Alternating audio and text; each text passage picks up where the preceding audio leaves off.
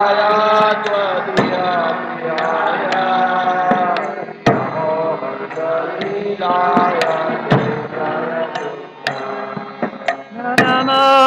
Radhikaya Tvadiya Priyaya Namo Nanda Lilaya Devaya Tubhyam Namo Radhikaya Tvadiya Priyaya Namo Nanda Lilaya Devaya Tubhyam Shri Radha Damodar Ki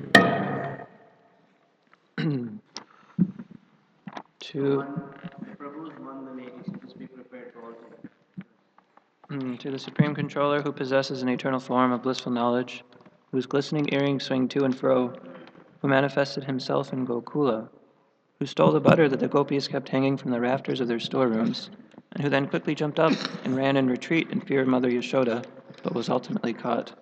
To that Supreme Lord, Sri Damodara, I offer my humble obeisances. Upon seeing his mother's whipping stick, he cried and rubbed his eyes again and again with his two lotus hands. His eyes were fearful and his breathing quick, and as Mother Yashoda bound his belly with ropes, he shivered with fright and his pearl necklace shook. To this Supreme Lord, Sri Damodara, who is bound with his devotees' love, I offer my humble obeisances. Those super excellent pastimes of Lord Sri Krishna's babyhood drowned the inhabitants of Gokul in pools of ecstasy. To the devotees who are attracted only to his majestic aspects of Narayan and Vaikuntha, the Lord herein reveals, I am conquered and overwhelmed by pure loving devotion.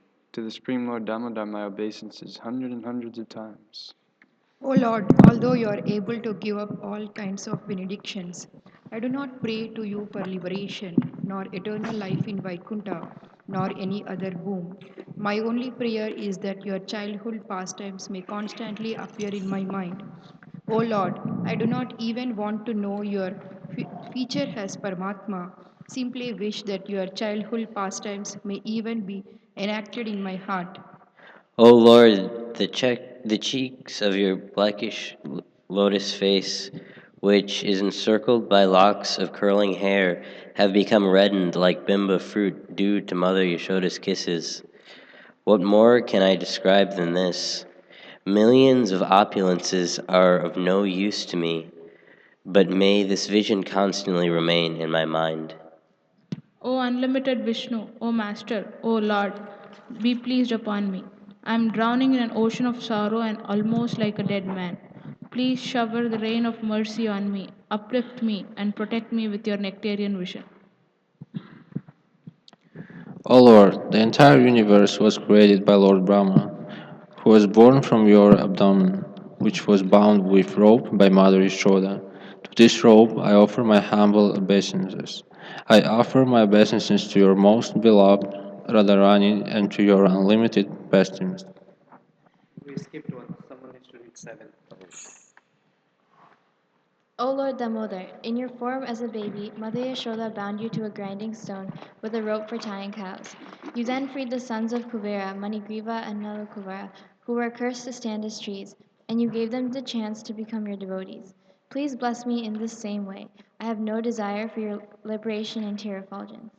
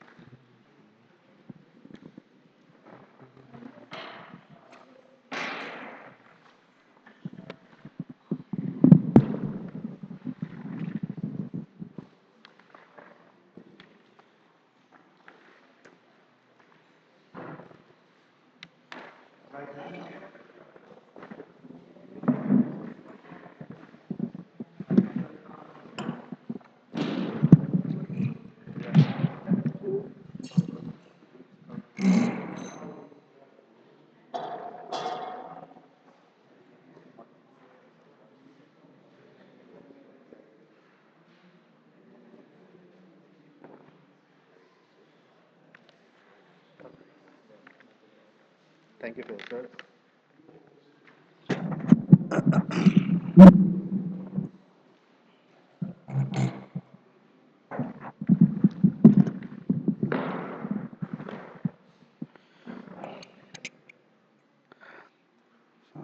Jai Radha Madhava Kunja Bihari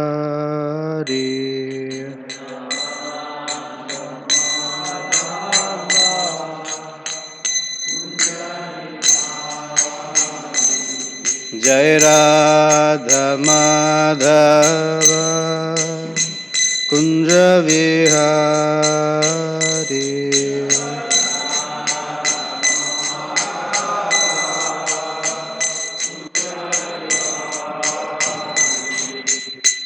Gopi Jana Vallabha Girivaradhari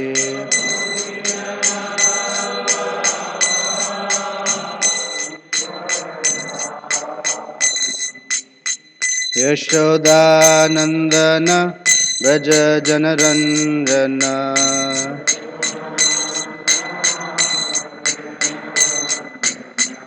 Yamunatiravanachari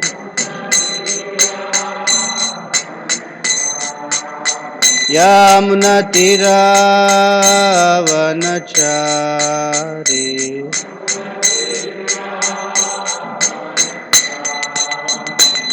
Jai Radha Madhava Kunja Vihari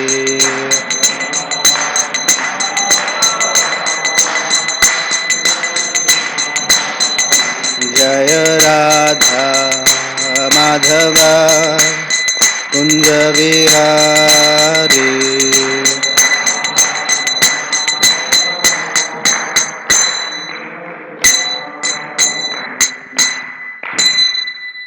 Jai Om Vishnupad Paramahamsa Parivrajakaacharya Ashtottara Shata Shri Srimad His Divine Grace A.C. Bhaktivedanta Swami Srila Prabhupada Ki Jai Ananta Koti Vaishnava Vrinda Ki Jai Granth Raj Srimad Bhagavatam Ki Jai.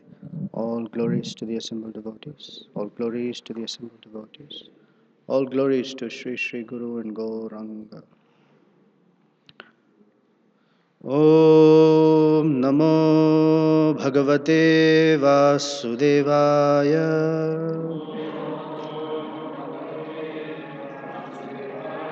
Om Namo Bhagavate Vasudevaya.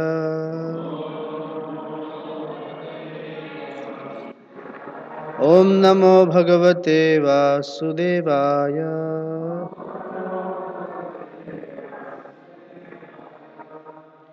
Granth Srimad Bhagavatam, Canto 5, Chapter 14, Text 43.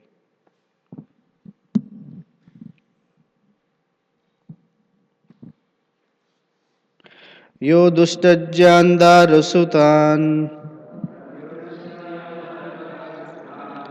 Sruhudrajam Hridisparshaha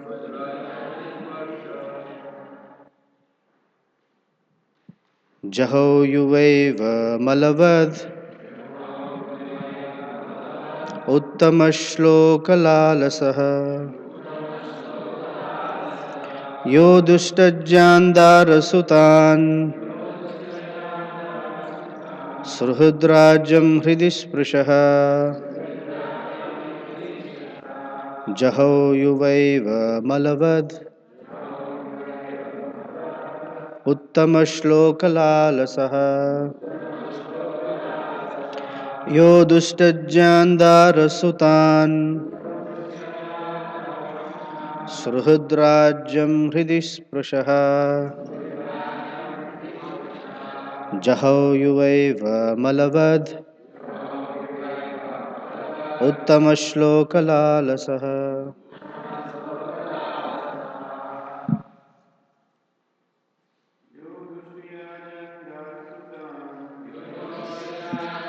Inattention will retard our devotional service for the time being. Yet, any service rendered to the Supreme Personality of Godhead is never lost. Swalpamapyasya dharmasya trayate mahato bhayat.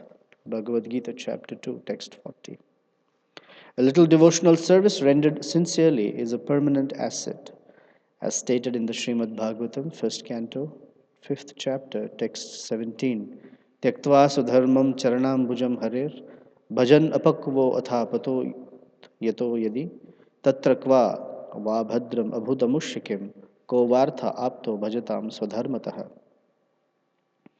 Somehow or the other, if one is attracted to Krishna, whatever he does in devotional service is a permanent asset. Even if one falls down due to immaturity or bad association, his devotional assets are never lost. There are many examples of this: Ajamila, Maharaj Bharat, and many others. This Krishna consciousness movement is giving everyone a chance to engage in devotional service for at least some time.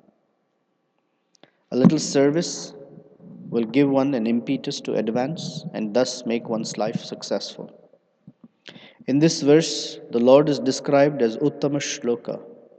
Uttama means the best, and Shloka means reputation. Lord Krishna is full in six opulences, one of which is reputation. Aishwarasya samagrasya viryasya yashasaha shriyaha. Krishna's reputation is still expanding. We are spreading the glories of Krishna by pushing forward this Krishna consciousness movement. Krishna's reputation, 5,000 years after the battle of Kurukshetra, is still expanding throughout the world. Every important individual within this world must have heard of Krishna, especially at the present moment due to the Krishna consciousness movement. Even people who do not like us and want to suppress the movement are also somehow or the other chanting Hare Krishna. They say the Hare Krishna people should be chastised. Such foolish people do not realize the true value of this movement, but the mere fact that they want to criticize it gives them a chance to chant Hare Krishna, and this is its success. Om Ajnanatimirandhasya Jnananjana Shalakaya Chaksur Unmilitam Yena Tasmai Shri Gurave Namaha. Shri Chaitanya Manobhishtam Sthapitam Yena Bhutale Swayam Rupa Kadamahyam Dadati Swapadantikam Vancha Kalpatarubhyascha Kripa Sindhubhya Evacha Patitanam Bhavanebhyo Vaishnavebhyo Namo Namaha. Jai Shri, really joyful and beneficial as we pass through Kartik month, a very special month. I'll connect the pastime of Yashoda Damodar with this purport. There is especially one particular thing that I heard recently, and there's been a nice inspiration, so I'll share. This purport is a summary of Maharaj Bharat's life. He was the son of Maharaj Rishabdev, who was an incarnation of the personality of Godhead. Rishabdev had 100 sons. Each and every one of them turned out to be fantastic. That's rare. 9 of them became Navayogendras. A majority of them became very, very empowered Brahmanas. Navayogendras are these sannyasis who are beyond bodily conception to such a degree that they come back in the 10th canto and they instruct Maharaj Nimi. Very beautiful verses. And then some of them became excellent Kshatriyas, kings. And although he was born as the son of an incarnation of God, and he conducted himself very, very nicely for millions of years. He was not only an excellent king, but he was an excellent devotee to such a superlative degree that the entire land was named after him. To name, we find, if you will go out on Clark Street, near Clark and Pratt, it's called Honorary Benazir Bhutto Way. It's named after Benazir Bhutto, Prime Minister of Pakistan. If you go to Devon, it's called Honorary Mahatma Gandhi Road. Today for MSF, we'll go to Michigan and Jackson. That section of road right outside the Art Institute is called Honorary Vivekananda Way. So to get a section of the street named after someone, they must have at least perceived to have done something for either the country or for humanity. To get the entire planet named after him. Of course, nowadays scientists who discover a planet, they call it the Saxena planet. It doesn't mean anything. There isn't one like that, I'm just saying. But he ruled for so many millions of years with such expertise and such devotion that the entire land was named after him, Bharatavarsha. And such a person who was almost there, near the finish line, is described, he is at the bhava stage of Krishna consciousness. And for what reason, it's still inexplicable, millions of years later, that he got attached to a deer. And that attachment grew and grew and grew to such a degree that he forgot Krishna and only remembered the deer. I mean, it is scary in one sense that if at that stage, then what to speak at our stage? And Prabhupada writes that the lesson is to be attentive and cautious. Because a little inattention can lead a person very, very much astray. So our process is one of attentive devotional service. We are attentive to the details. We're attentive to the details of not what we're doing necessarily, that also is important, but we are attentive to the details of our consciousness. That we guard it carefully, we nurture it carefully, such that it doesn't move in such ways that it causes harmful or deleterious consequences to our own Krishna consciousness. In one sense, we can say that on the one hand, we're trying to light a fire. The spark of Krishna consciousness is trying to be cultivated to become a blazing fire. And the inattention is like pouring water on our efforts. And so we find that what is going on, I'm trying very hard, but still there's no traction sometimes. And that's because there is inattention, distraction, neglect. These are degrees of inattention. And of course, the greatest is offense. But inattention or being neglectful, being casual, these things, they all add up. When first Bharat Maharaj saw the deer, it is described that as a Kshatriya that's still there, he had this strong sense to protect the little fawn that had fallen out of the mother's womb. And then he got this whole Ishvara Bhava, if I don't take care of this, who will take care of it? And that slowly and slowly it became such a distraction for him that while he would recite his mantras, he would wonder, where is the fawn? Where is it gone? He would stop his mantras and go look for it. And sometimes while he was offering oblations, the deer would come and touch some paraphernalia, and he would be like, oh, what is this? Why are you doing? Why are you moochie or something? And the deer would walk away, and then he would feel, oh, I've hurt its feelings. So he would stop his service and go and try to find out from the deer, are you hurt? I'm sorry. Have I offended you? And he would go on like this with this deer. And the Acharya describes that he knows better. He knows. It's not like he doesn't know. He's some neophyte. He knows better. But the attachment became so intense that he put Krishna aside. And the justification was, this is nice service, etc. And then we heard the whole pastime, so I'm not repeating it. So Prabhupada writes, little inattention will retard our devotional service for the time being. So this is in one sense nice to hear that it's only for the time being. But inattention after inattention, then the times expands, increases.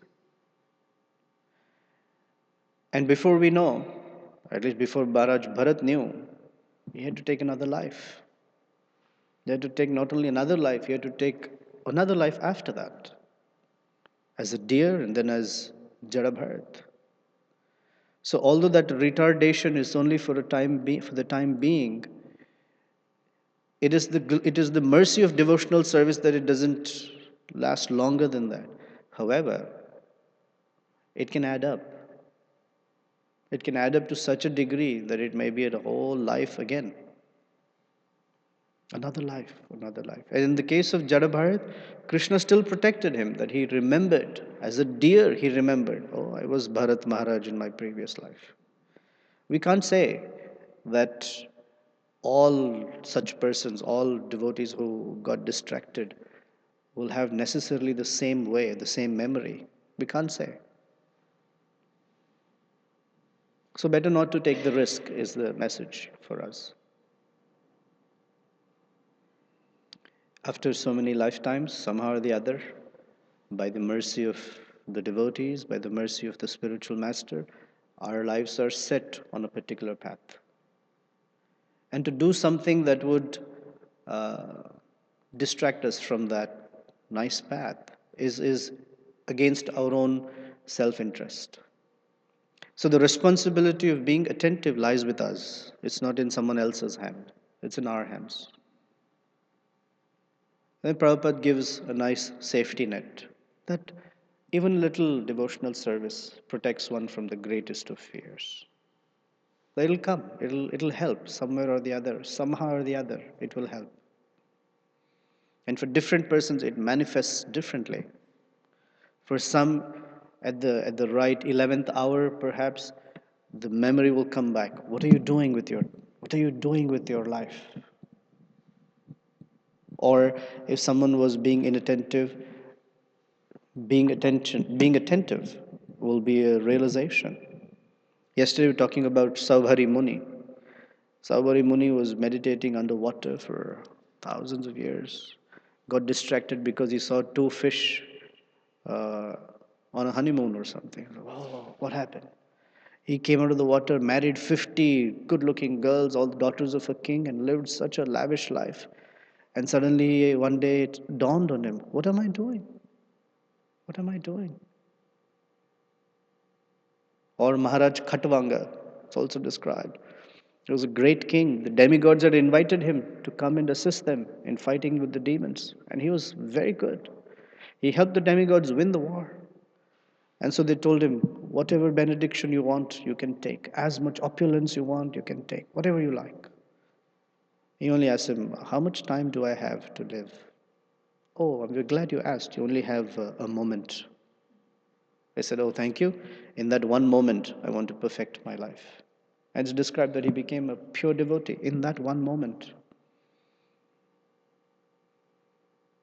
So Jada Bharat, or Maharaj Bharat, in the beginning, because of Rishabdev's instructions, he left.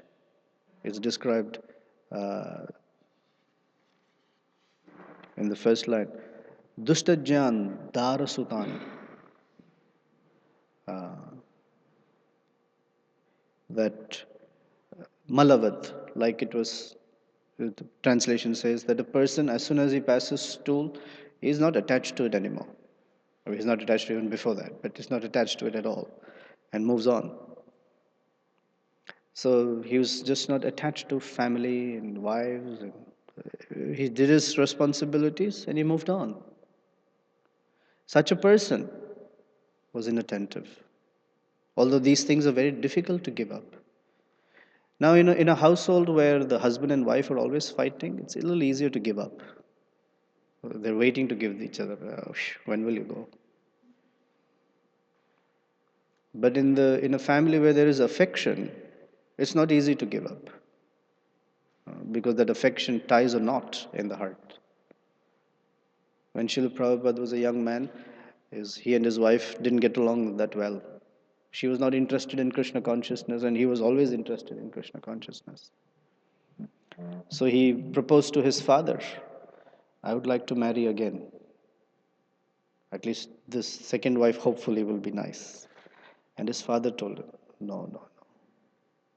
That your wife and you, in your case, that your wife and you don't get along too well is actually helpful for you. It'll help you in the long run. It'll be easier to renounce. So, all the grahasthas, make sure that you fight with your spouses, because it'll be easy to give them up later. No, that's not the message, but the idea is be detached. So, Jadabharat, in the life of Jadabharat, he realized that I'm not going to make this mistake again. The potency of devotional service is such that anything we do, even a little service, goes towards our eternal credit. Now, this is a tricky statement. It goes to our eternal credit. But in one sense, you can't touch it. It's there. You're putting it into an account and it's there. Unless one continues with that devotional life. Otherwise, the credit is there. If one neglects Krishna consciousness or gets distracted or something, it's there, but it's not accessible. Unless one comes back to the path of Krishna consciousness, then all those credits are accessible. And those credits will allow for, and they will remain. It doesn't matter how long, how many millions of lifetimes a person continues in a distracted way, those credits will remain. Till again he or she comes back to the path of Krishna consciousness. Then all of those devotional assets are available. So we don't want to live like that. We don't want to just add something up and get distracted. We want to make sure that we're able to access those credits and continue in this life itself nicely. So there is a verse, which is an important verse that Narada Muni quotes to Vyasadeva, this Tyaktva Swadharmam Charanam Bhujam Harer. Basically, it means this. Suppose there are two persons. One is a devotee, another is not a devotee. And the devotee who's engaged in devotional service may not be very good with his swadharma activities, occupation, family, may not be that good. On the other hand, the person who's not a devotee may be very, very good with being responsible for the family, doing very well at the workplace or whatever. Narad Muni says that this person, the devotee, is far better. Because even if he doesn't do his occupational responsibilities that well, because he's a devotee, the benefit is greater.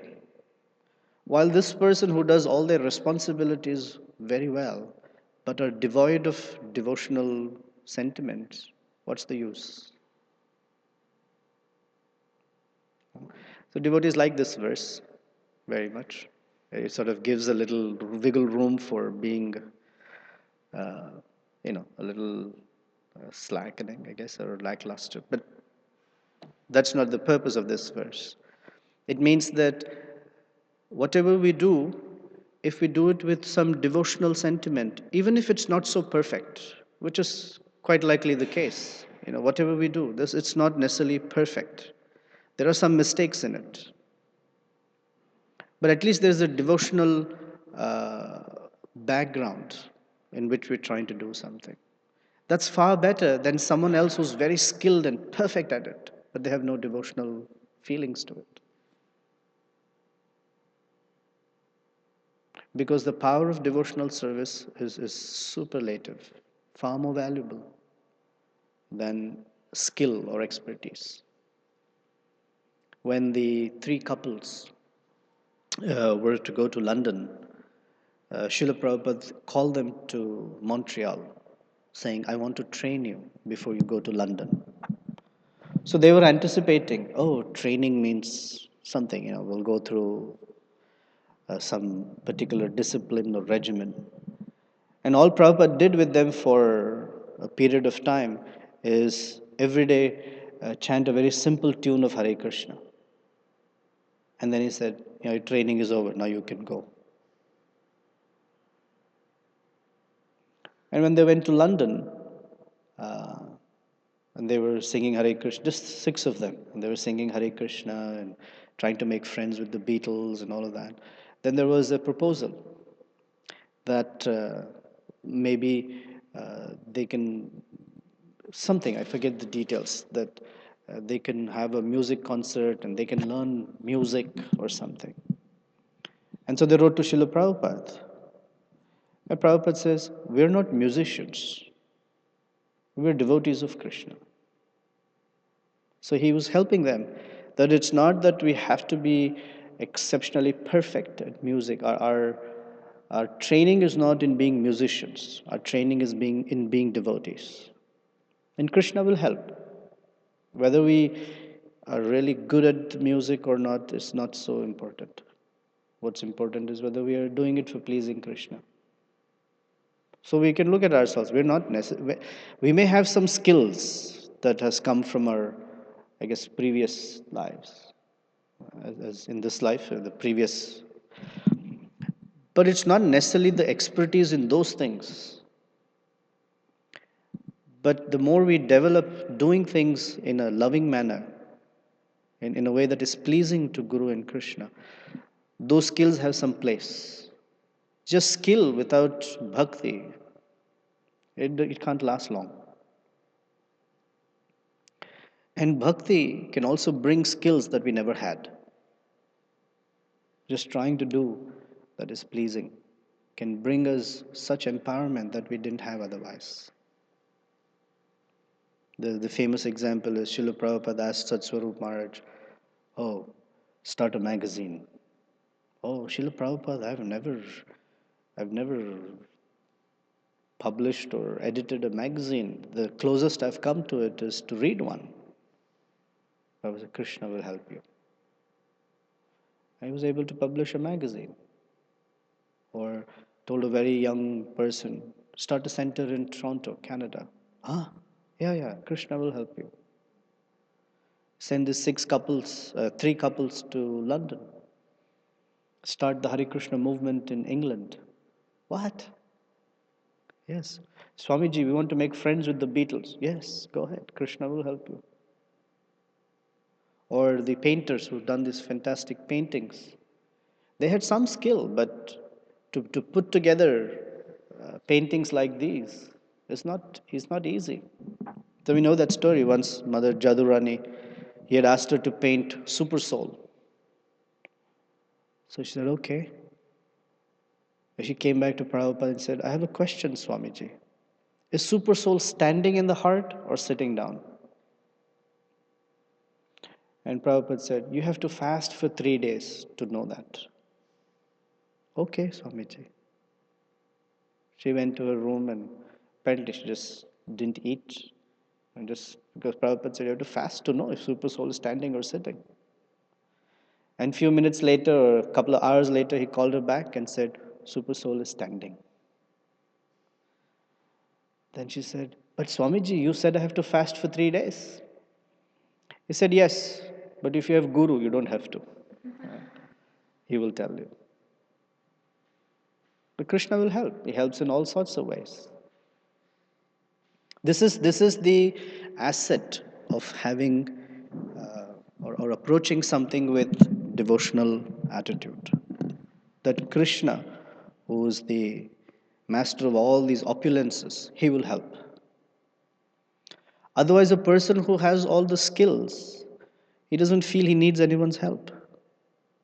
And he doesn't get any either. The help from Krishna is far more superior. than any other help we can get in this world. And he's very happy to help. Here the word is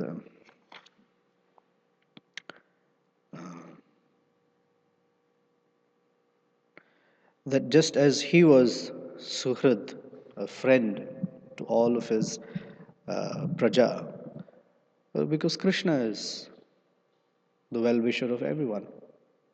And especially when we want to serve Krishna, Krishna is very eager to help. The question is only whether we are taking his help or not.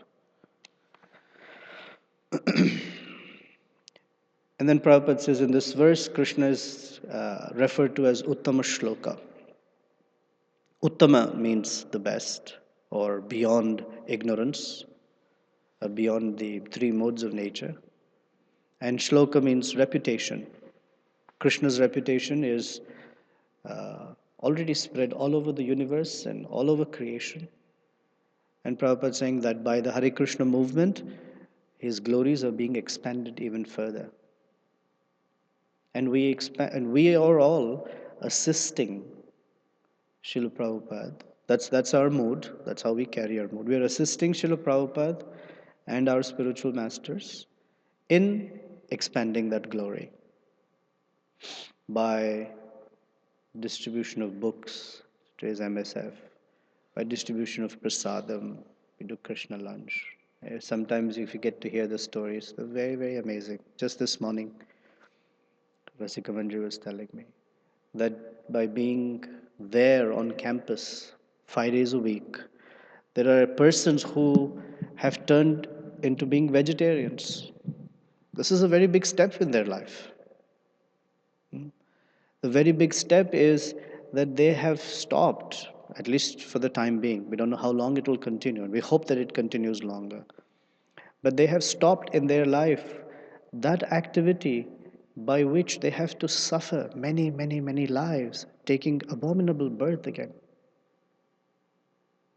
It is described that one who participates in a cow killing,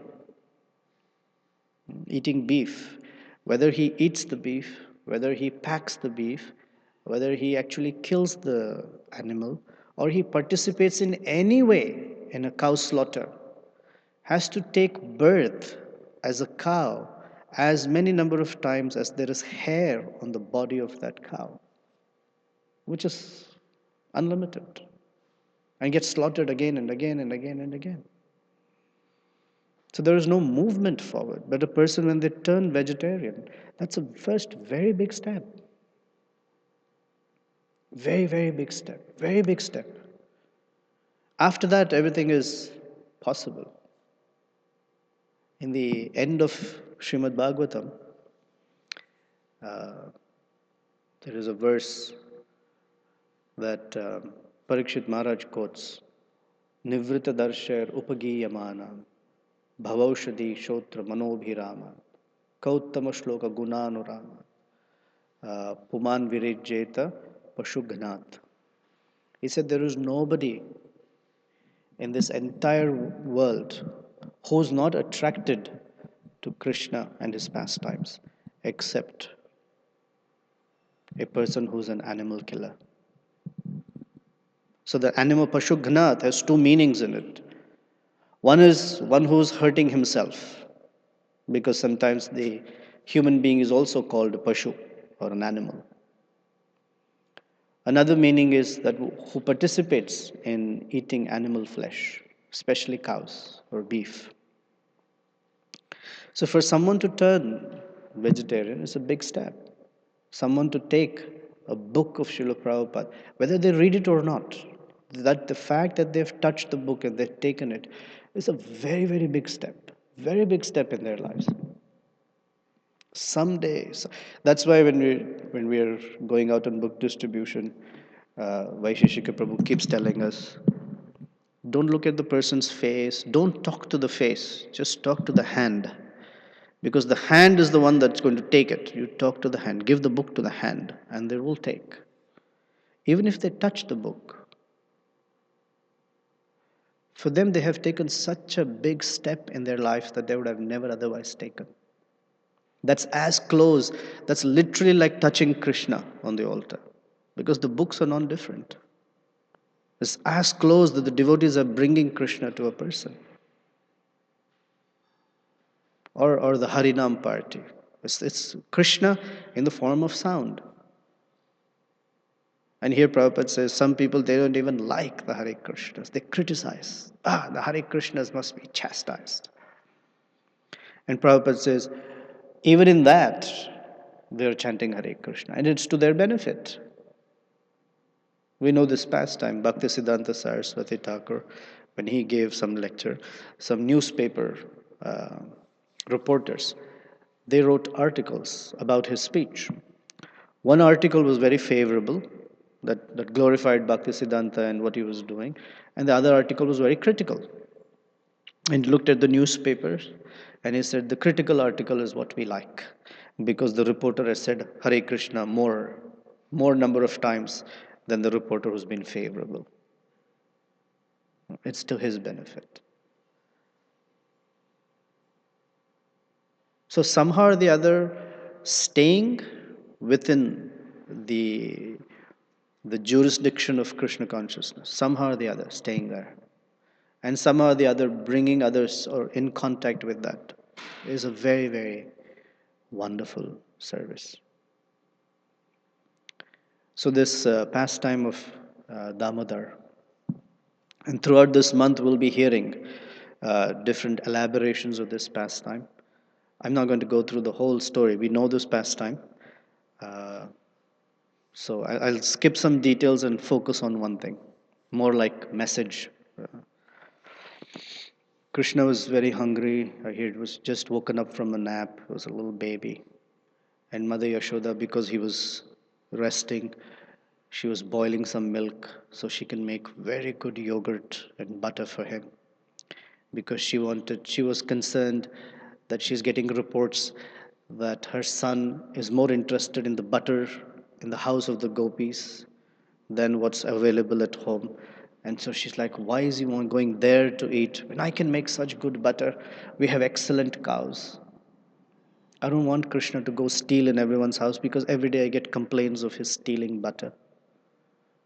And interestingly, the gopis, although they were angry, they were very happy in one sense as well, because Krishna would come to their house.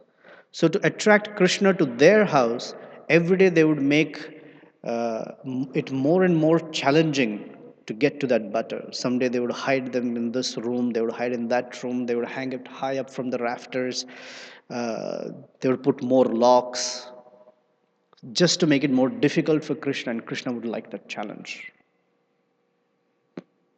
So we've heard this pastime that one of the gopis thought about putting bells all over the place. To the doors, to the rafters, to the windows, there were bells hanging everywhere, because if Krishna would come, then the bells would ring, because they would open the door.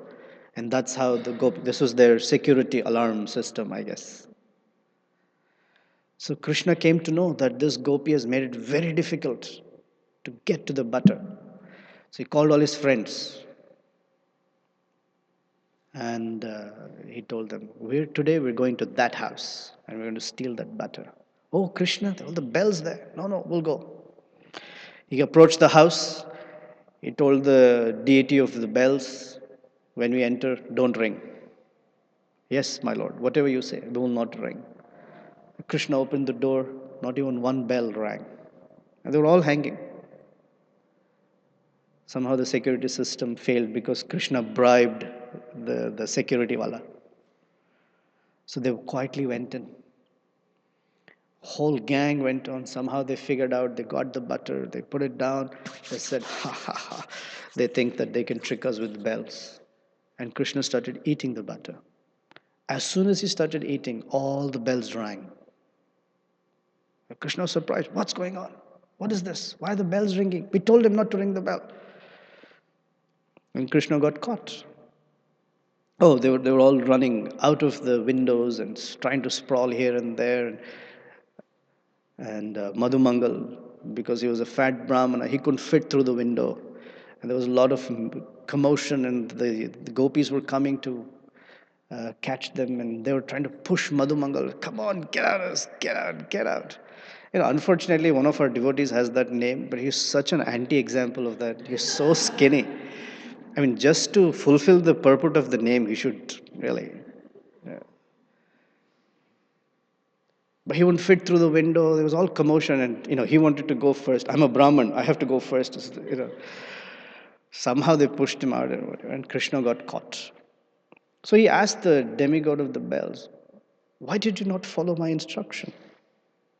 He said, "My lord, you told us not to. You told not one bell should ring, and we accepted that. But according to the Vedas, which are also your word, whenever you're supposed to eat, we're supposed to ring. How can I defy your words of the Vedas?" So we had to ring.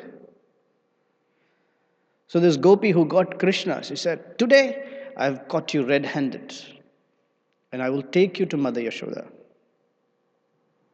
and I will show her." Because she always thinks that we are lying somehow, or something we have against you, we have something against you. So she caught Krishna's hand, and she was talking to Krishna. "This is it. Today's the see. Now I've got your hand." So she brings Krishna to Mother Yashoda and says, "Yashoda, look at your son. Today I've caught him red-handed, stealing butter from my house, he and his friends." So Yashoda started laughing. She said, "Oh, maybe you're a little bewildered." "What do you mean bewildered? I've caught your son." She said, "Look around." And when she turned around, it was not Yashoda's son Krishna, it was her own son. Krishna had transformed himself. And so she was shocked. "Oh, what is this? What's happening to me?" And Yashoda said, "Oh, you got your own son and you thought it was my son. Actually, it's your son stealing in your own house. You need to teach him a few things." So this lady was completely bewildered. Boy, what happened? So Krishna, who had turned into her son, told her, "Next time, I'll be your husband. You can tell everyone my husband is stealing butter at home." So every day there was something or the other like this, and Yashoda was becoming very concerned that I have a son who, in his young age, all he's learned is stealing in other people's houses. I have to teach him something.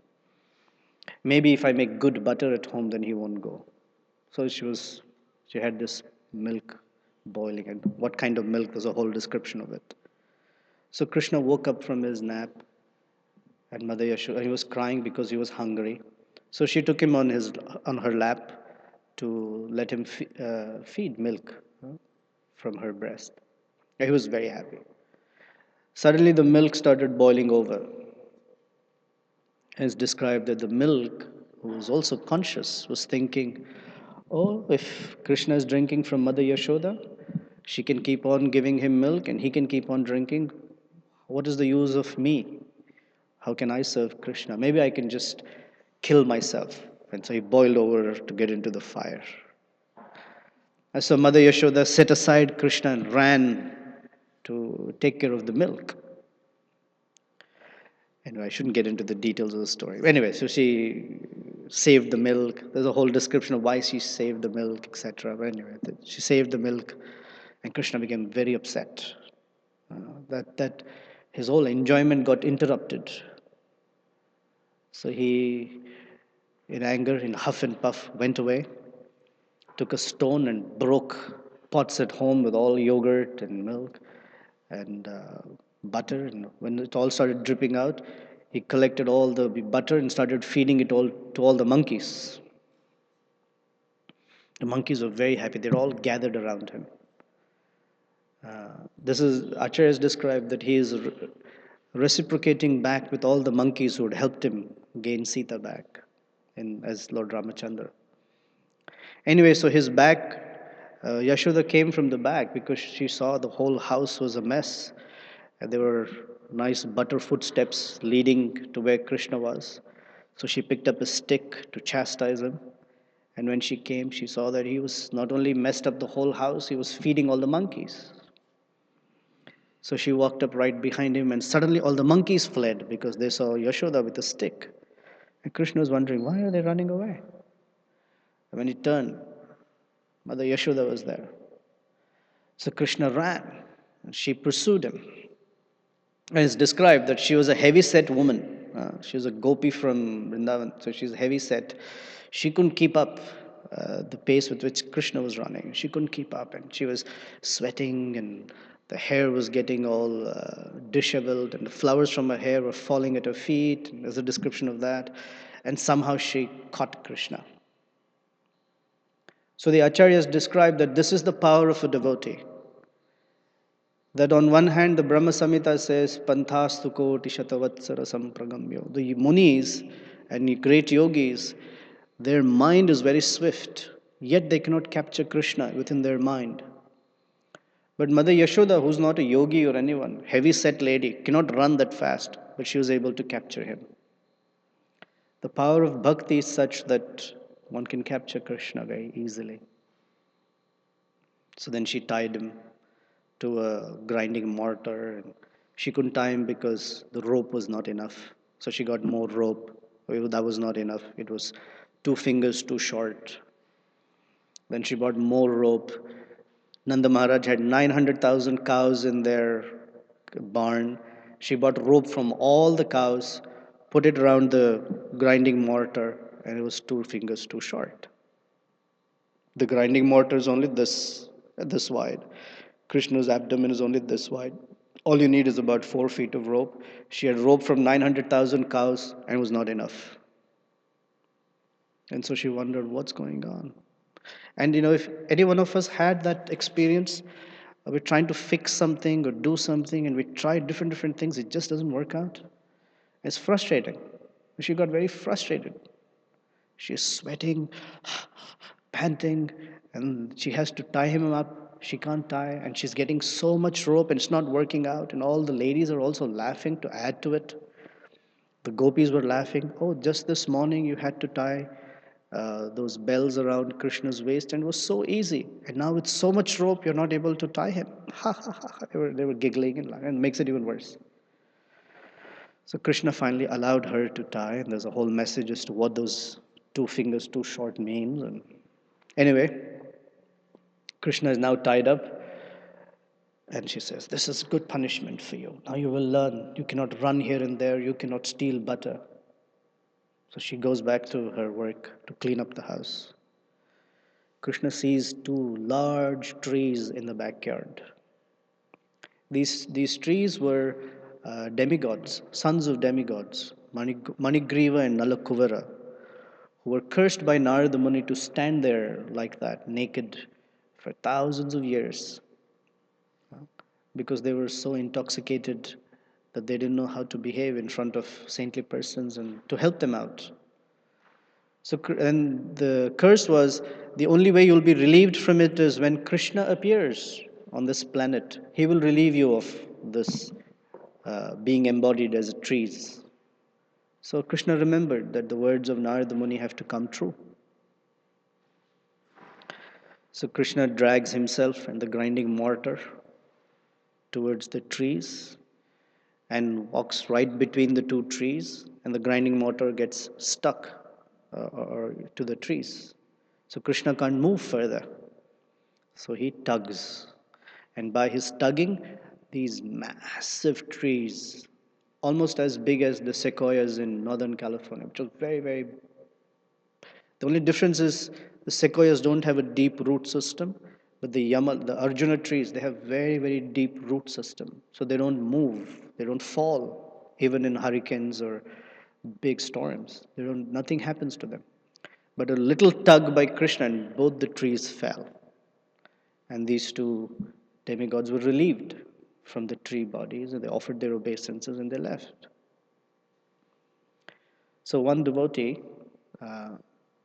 had this question or realization, which is like the punchline for what I was trying to build up. That yes, Krishna is very strong.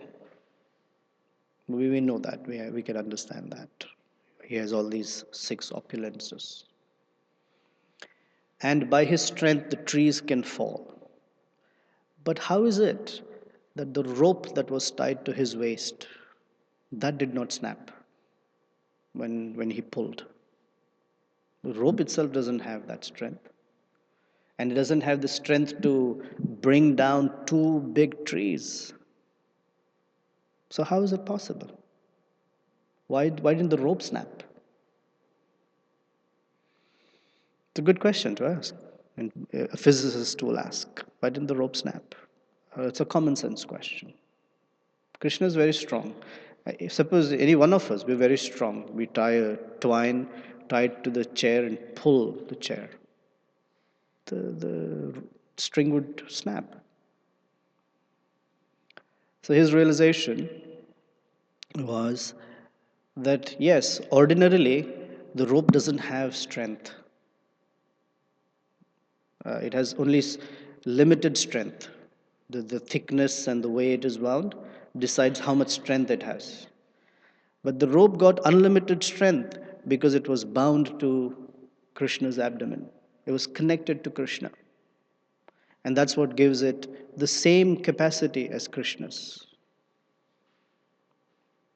And so the realization they were expressing is similarly, any one of us, we don't have such capacities. We don't have strength or any of these opulences.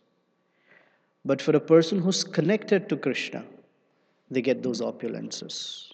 They get those opulences beyond one's imagination. And so we wonder, how is it possible? It's possible because they're connected to Krishna. That connection brings the empowerment by which a person can do something he or she otherwise is unimaginable for them to do.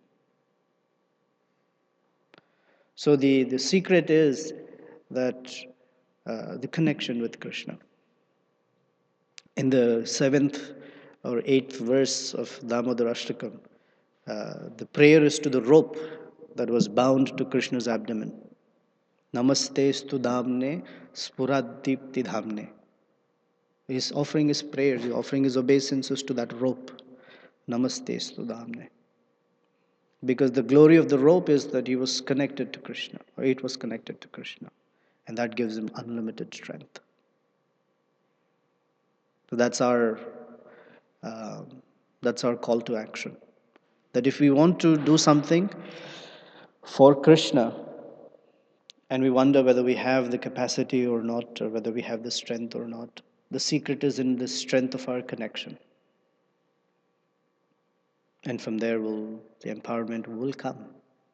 We may not have it today, but we are doing, and we can do things that are far beyond our imagination. It will come. That is the secret of bhakti. Our bodies or our mental or intellectual capacities may be very limited. Not maybe, they are very limited. And yet Krishna can use us for some fantastic service. It doesn't have to be like that, but just the fact that connected to Krishna will empower us. I don't want to go far beyond. Any comments or questions? Siddharth? Well, time for one, and so we'll end up.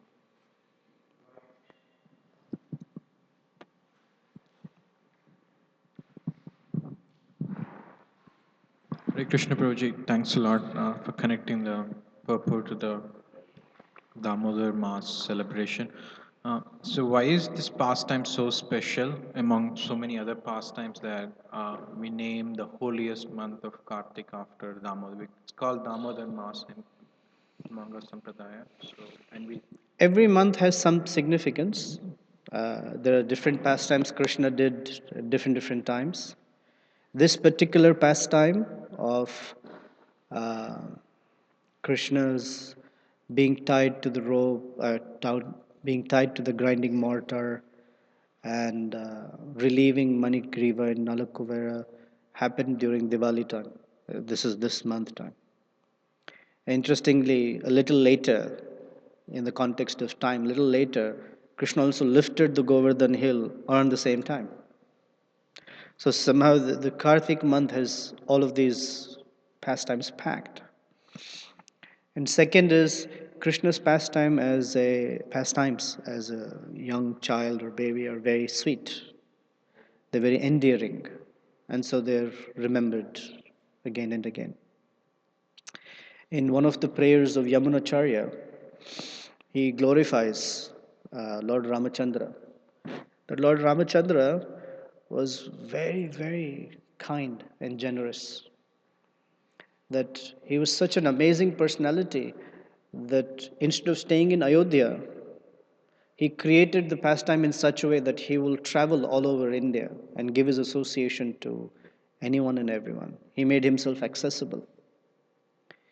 And he says that yet Krishna is even more merciful because Ramachandra came out of his palace only later. But Krishna, right in the beginning, as soon as he was born, he made himself accessible to anyone and everyone, including Putana. So Krishna's pastimes are very sweet or sweeter like that. It's a devotional sentiment. Okay, thank you very much. Srila Prabhupada ki jai, Srimad Bhagavatam ki jai.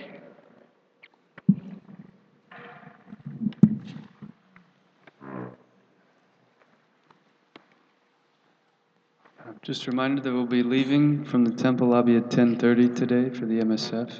We look forward to having everyone join us. Thank you all very much. Thank you.